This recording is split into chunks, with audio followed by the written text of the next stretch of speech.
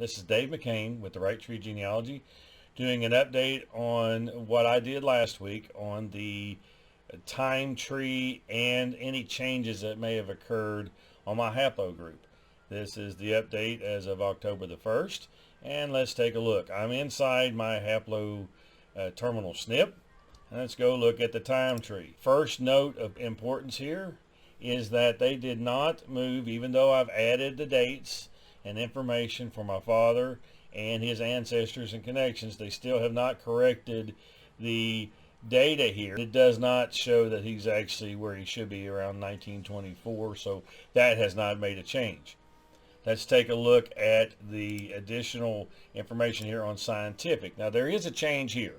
There's been discussions with different people about the fact that the range won't change or the mean won't change if there's not data changes. But in fact, in this case, there was a change. The 95% confidence level was 1792 to 1977. Moved this one up 2 years and this one up 1 year.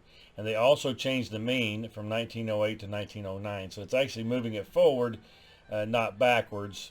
But however, it is still not a lot of change, but there was a change. We'll go to the scientific data.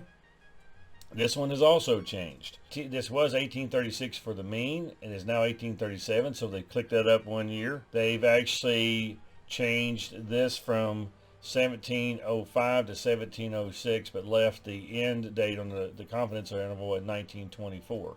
So there was a 1 year click here and a 1 year click at the mean. Doing another one, we're going to go all the way up through each one of my SNPs and tell you all the way up to basically the founding SNP for this area and show you whether they made a change or not. So let's go to the next one in line. Now this one also made a change. It was 1658, it is now 1659. So it's clicked up one for the mean, and also for the end of the confidence interval. This went from 1807 to 1808, so it clicked it up 1 year. Go to the next one. This one made a change. It was 1635 at the mean. So this also made a change here. It clicked this up one from 1433 to 1434, but nothing changed at the other part of the interval. On this one hasn't changed at all. This one stayed the same as it was. Now on this one, the confidence interval stayed the same, but they actually changed the mean from 1413 to 1414, another up click by 1. So if you notice, there's not really always the same change in these. They may change the mean, they may change the beginning of the range of the 95% confidence, they may change the end of the range, or they may change them both. So this could vary based on the way they're creating their statistics and fixing their algorithms as they go forward. Let's take a look at the next one up. This one has stayed the same. 1377 as the mean, 1170 as the beginning, and 1540 as the end of the confidence interval. Stepping up to upstream and state this. When you look at yours, you may or may not see a difference.